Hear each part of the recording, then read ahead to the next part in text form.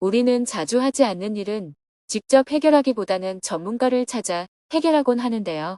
저는 부동산 거래를 위해 전문가를 찾아가 조언을 얻고 있습니다.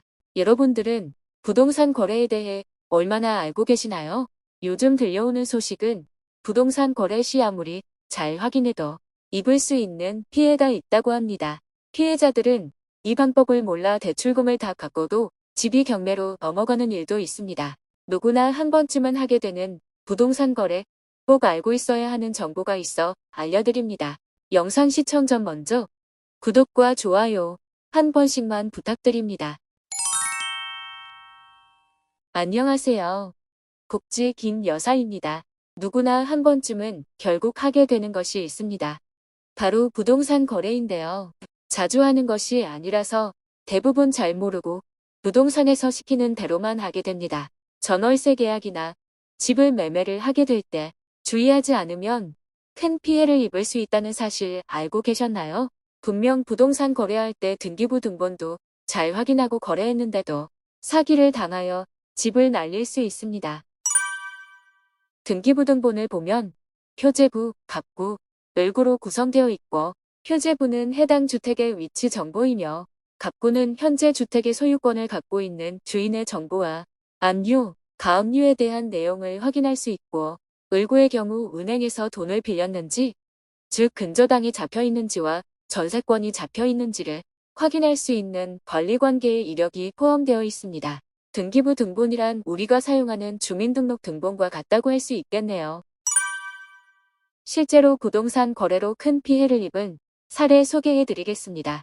화곡동에서는 부실 등기 사건으로 피해자들은 돈을 날리게 되었습니다. 집을 담보로 대출을 받은 후 은행 위임장과 통장 사본을 위조하여 등기소에 제출해 대출을 갚은 것처럼 등기소에 말소 신청을 한 것입니다.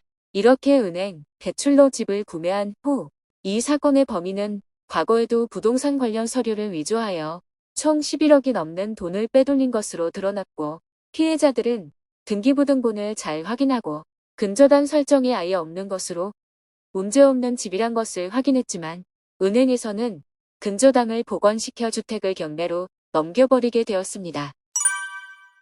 등기부 등본을 잘 확인했지만 왜 사기를 당하게 되었을까요? 우리나라의 등기 시스템은 형식적 심사주의로서 서류만 확인하면 사실관계와는 상관없이 등기 처리를 해주기 때문입니다. 그리고 우리나라는 등기부 등본의 공신력을 인정하지 않습니다. 만약 등기부 등본의 공신력이 인정되지 않는다면 우리는 무엇을 믿고 부동산을 거래해야 할까요? 가장 기본적인 방법으로 계약서에 특약사항을 넣어 등기부 등본을 기본으로 권리관계 파악과 문제시 매도인 또는 임대인에게 책임이 있다는 내용을 추가하는 것입니다. 이는 소송을 하게 되는 경우 우리에게 작용하게 되는 내용입니다. 조금 더 확실한 방법이 한 가지 더 있습니다. 바로 보험을 드는 방법입니다. 부동산 권리보험을 가입하게 되면 부동산 매매가 3억 원 기준 보험료는 15만 3,800원으로 다음 사항들을 보장받을 수 있습니다. 부동산 등기부 등본, 등기권리증, 주민등록등본, 주민등록증, 여권 등 서류를 위조하여 발생된 손실 또는 손해, 매도인이 사기, 강박으로 목적 부동산을 취득함으로 인하여 발생한 손실 또는 손해, 매도인의 소유권에 중복 등기여서 발생된 손실 또는 손해 등 등기부 등본과 관련된 피해를 보상받을 수 있게 됩니다. 이렇게 전세, 거래나 집 매매 시 알고 있으면 사기 예방에 도움될 수 있는 정보를 소개해드렸습니다.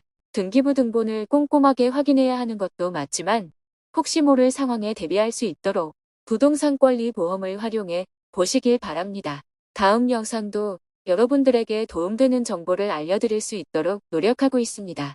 영상이 도움이 되셨다면 구독과 좋아요 한 번씩만 부탁드립니다.